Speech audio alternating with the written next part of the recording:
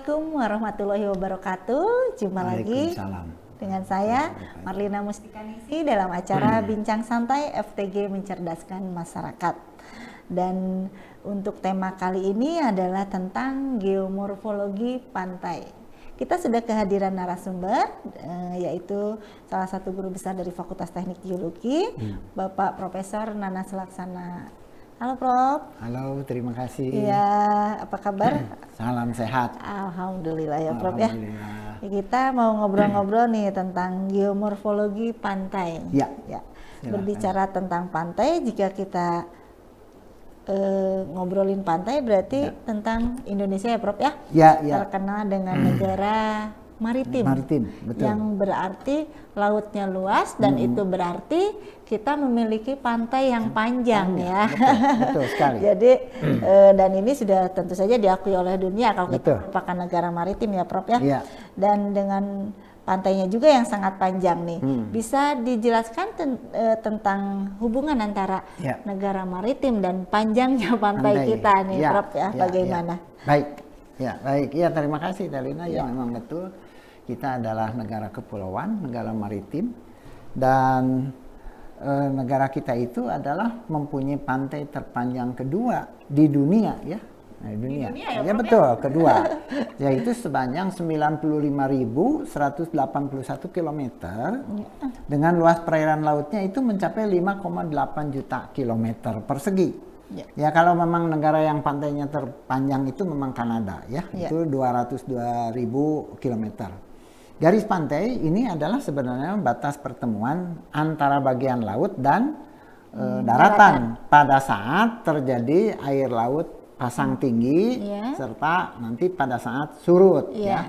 Jadi panjang garis pantai sebuah negara ini diukur mengelilingi seluruh pantai yang ada di kawasan tersebut. Jadi garis pantai ini bisa berubah. Berarti karena sesuai dengan pasang surut tadi air ya. Pasang surut, kemudian ada proses lain yaitu yang disebut abrasi ya. Jadi seperti itu ada air laut yang ke darat. Kemudian sedimentasi. Ada tadi disebutkan juga sedimentasi itu dari material darat ke laut ya.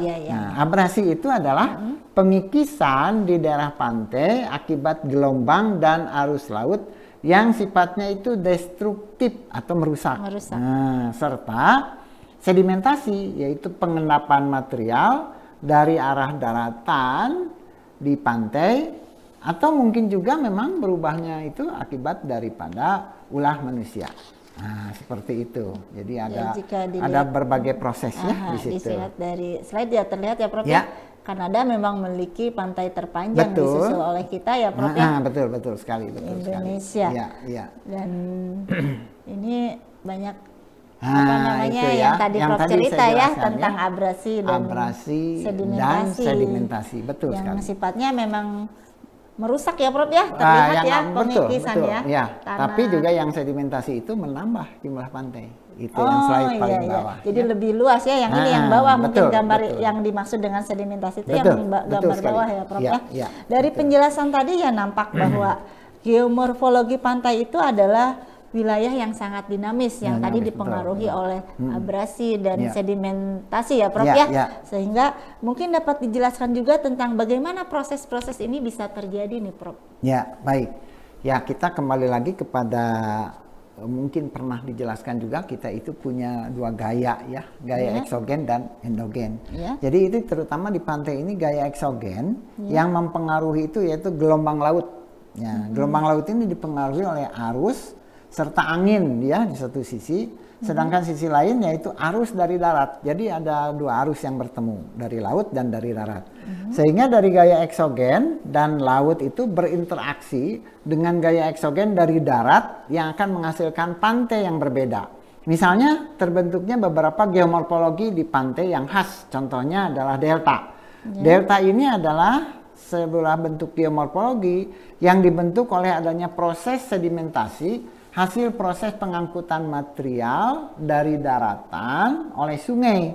Beberapa contoh misalnya ya, itu ada delta yang terlihat ya. Ada delta Mahakam, delta Sungai Nil dan lain sebagainya. Ya. Nah, ini kan kelihatan sekali, betul.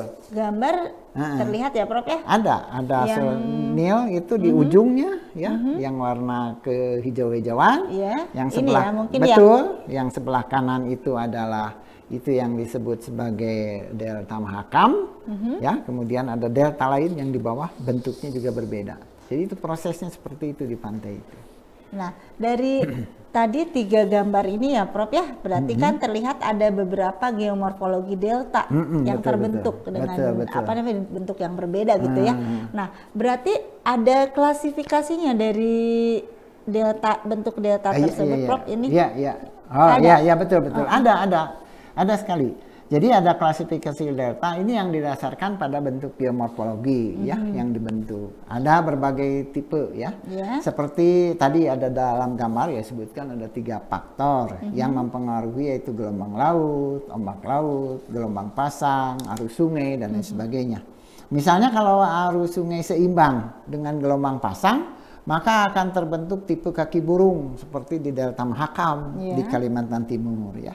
Sementara kalau dominansinya oleh arus dari sungai saja, maka akan terbentuk geomorfologi delta tipe runcing. Aliran sungainya menerobos panjang ke dalam laut seperti di Mississippi ya. Nah, delta Mississippi. Tadi juga ada gambarnya saya kira ya. Sementara kalau seimbang antara ombak dengan arus sungai akan terbentuk delta yang tumpul, sebaran sedimennya menyebar kemana-mana seperti delta Sungai Nil. Nah, ini juga ya saya kira ini pembagian daripada delta. Contoh-contohnya seperti ini ya. Jadi Mahakam masuk Mississippi ada berbeda-beda satu yang lain. Beda-beda setiap delta ya, Prof ya, ada klasifikasinya.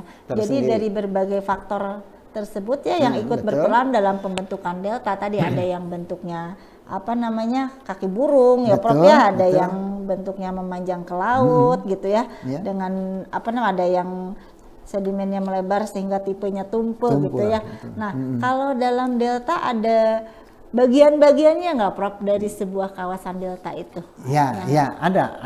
Jadi ada ini pengetahuannya untuk para mahasiswa dan masyarakat juga biar tahu bahwa di dalam delta itu pembagiannya itu didasarkan kepada posisinya terhadap jarak dari daratan. Misalnya yang paling dekat nah disebut delta plain. Nah, di situ delta plain-nya. Paling dekat dengan laut ya, Prof ya? Di sini delta plain ya, betul. Kemudian kawasan delta plain ini sendiri pada kawasan distributori aliran sungai tepat sebelum masuk ke dalam kawasan laut. Jadi sebelum masuk ke dalam laut itu ya. Biasanya di sini merupakan braided stream.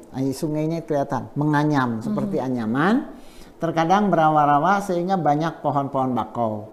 Daerah-daerah penghasil batu bara ini banyak ditemukan di wilayah yang secara paleografinya atau pada masa lampaunya itu adalah zona delta plain ini. Seperti itu. Jadi dari bentuknya itu kita bisa mengetahui kandungannya nanti kelak seperti apa yang akan dikandung. Yang akan dikandung di dalam delta itu sendiri ya, Prof. Betul. Nah, kita balik lagi ke masalah tadi geomorfologi pantai ya, Prof ya. Di geomorfologi pantai di masyarakat kan dalam perbincangan sehari-hari kadang rancu dengan berbagai istilah nih, Prof.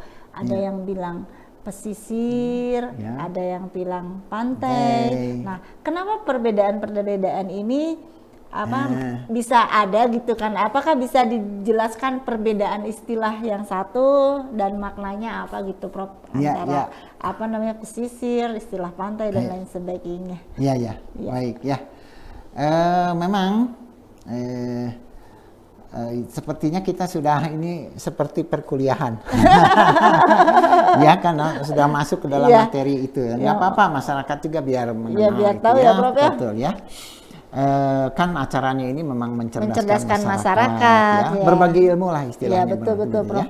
Biar paham juga ya, Prof ya. Ya, betul. Memang ada beberapa istilah yang dalam geomorfologi pantai, misalnya tadi disebut pesisir ya.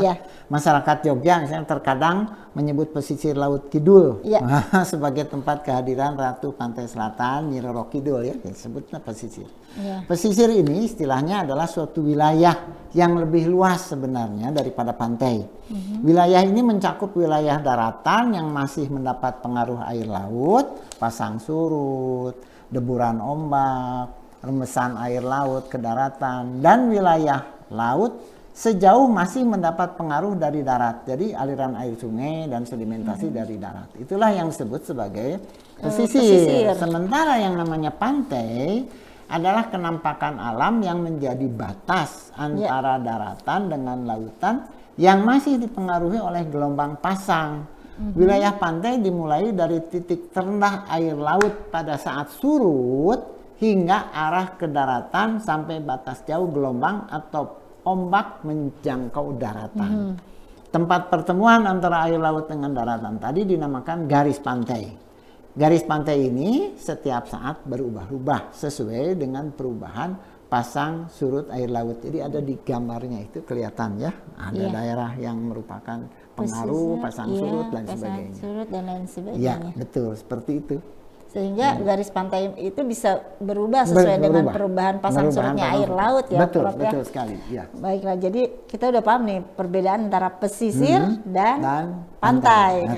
Di mana pantai ini dipengaruhi oleh perubahan pasang surut air laut ya. Nah, jika berkaitan dengan geomorfologi pantai dan jika kita berbicara tentang pantai berarti kita berbicara tentang objek wisata.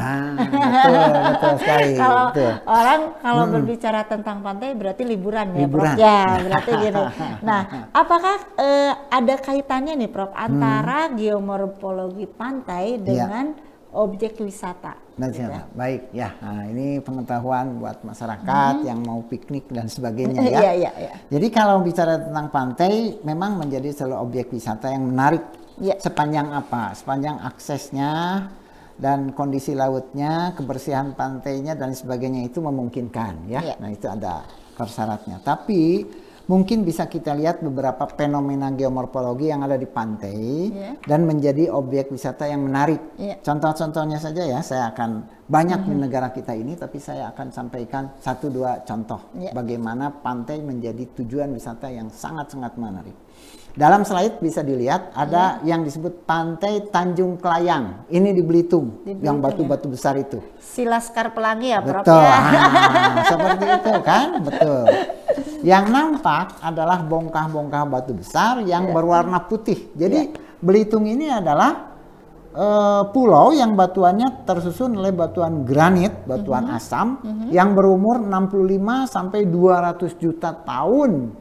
Berumurnya itu Trias ya umurnya itu. Kemudian itu mengalami proses tektonik ya, pengangkatan, sebagian ada yang terpatahkan, kemudian setelah di permukaan mengalami proses pelapukan sehingga nampak seperti bongkah batu raksasa. Ini kan yang sangat eksotisnya itu ya. Karena komposisi granit ini adalah banyak mengandung mineral pelsik. Nah, kita ada pengetahuan sedikit untuk masyarakat. Mineral pelsik itu adalah mineral yang berwarna putih. Maka pasir akibat pelapukan yang dihasilkan juga merupakan pasir putih bersih. Akibatnya juga air lautnya juga akan bersih. Jadi bersih ya? Bersih. Nah, jadi pantainya juga pasir putih, makanya terkenal ya pantai sekali. Pasir putih. Di Belitung itu. Nah, ada satu lagi yang ingin saya sampaikan. 1-2 contoh lagi ya.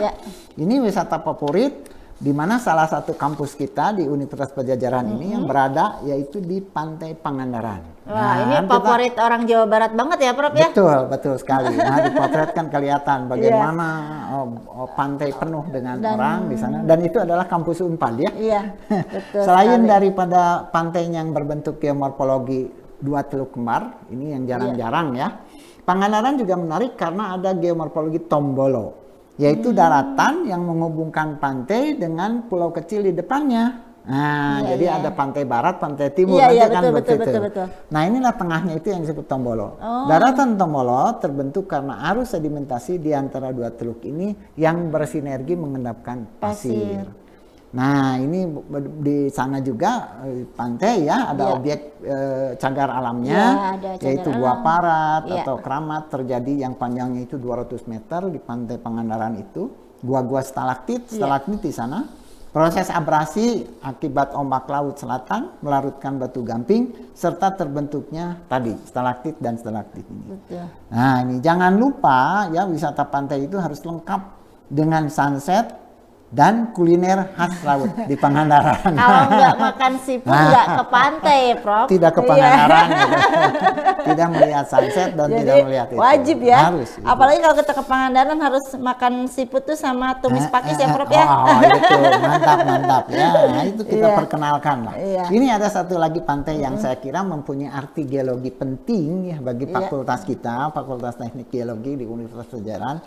Karena kita itu salah satu-satunya fakultas teknik geologi atau yang mempunyai peran sangat penting di dalam mengusung geopark menjadi geopark UNESCO. Ya, ini yaitu apa? Salah satu contohnya yang sangat terkenal karena ini peran Unpadnya itu sangat dominan lah gitu ya, hampir 100% itu kerja dari Unpad. Dan selalu takjub kalau kita berdiri di Mega Amphitheater. Nah, itu ya. Jadi kita ini ada yang disebut pantai di Geopark Ciletuh yang berbentuk teluk melengkung kan, panjang, dindingnya curam, yaitu yang disebut tadi sampaikan, Mega Amphitheater. Mengapa begitu penting Geopark Ciletuh ini dari segi geologi ya? Karena disinilah terdapat bukti konkret peninggalan sisa proses abduksi. Abduksi itu yaitu pertemuan tektonik lempeng. Di samping itu karena ada penting buat kita karena peranan Fakultas Teknik Geologi inilah yang mengusulkan kita ya Fakultas Teknik Geologi kawasan ini menjadi masuk jaringan di Geopark Internasional UNESCO dan ini merupakan kebanggaan bagi Jawa Barat, bagi Unpad, bagi pariwisata Indonesia. Waktu itu kan pengusulannya adalah Ibu Dekan sendiri, Prof Mega ya waktu itu yang mengusulkan. Jadi ini adalah sesuatu yang sangat luar biasa lah untuk Universitas Padjadjaran ya. Reakreditasi kemarin kita juga terlibat langsung juga nih Prof di untuk menilai kembali untuk menilai kembali ini tentang apa namanya kawasan Ciletuh menjadi UNESCO Global Geopark dan mempertahankannya menjadi bagian dari itu ya. Itulah historisnya. Jadi begitu pentingnya FTG Unpad ini dan saya kira ini bukan peran pertama ya untuk menggolkan menjadi geopark, bahkan di Belitung juga terlibat, Prof juga di Merangin juga terlibat. Begitulah ya, mudah-mudahan itu peran dari Fakultas Teknik Geologi Universitas Padjadjaran dalam menggolkan atau mendorong berbagai geopark di seluruh Indonesia itu menjadi peranan internasionalisasi dari FTG Unpad. Saya kira itu. Mudah-mudahan. Terima kasih Prof. Ya. Jadi kita kapan pergi ke pantai makan seafood? Siap. Nanti siap. Lihat tadi ada seafood dan pete ya Prof ya. Kita itu lumayan menggugah selera kita nih. Baiklah, terima kasih Sobat Geologi. Kita sudah berbincang dengan Prof Nana tentang geomorfologi pantai di mana pantai itu terjadi akibat adanya gelombang dan arus laut yang sifatnya bisa destruktif atau juga akibat dari abrasi ataupun sedimentasi ya. Dan juga tadi kita sudah belajar tentang perbedaan antara pesisir dan pantai ya Prof ya. Bahkan kita belajar bahwa pantai merupakan salah satu komoditas pariwisata ya Prof ya. Dari mulai alamnya sampai ke kulinernya ya Prof ya yang dihasilkan oleh pantai itu sendiri. Baiklah, terima kasih Sobat Geologi. Itulah tema kita pada pertemuan episode kali ini yaitu tentang geomorfologi pantai. Mudah-mudahan bermanfaat. Terima kasih dan saya Marlina dan Prof Nana mohon undur diri. Terima kasih. Billahi taufiq wal hidayah. Wassalamualaikum warahmatullahi wabarakatuh.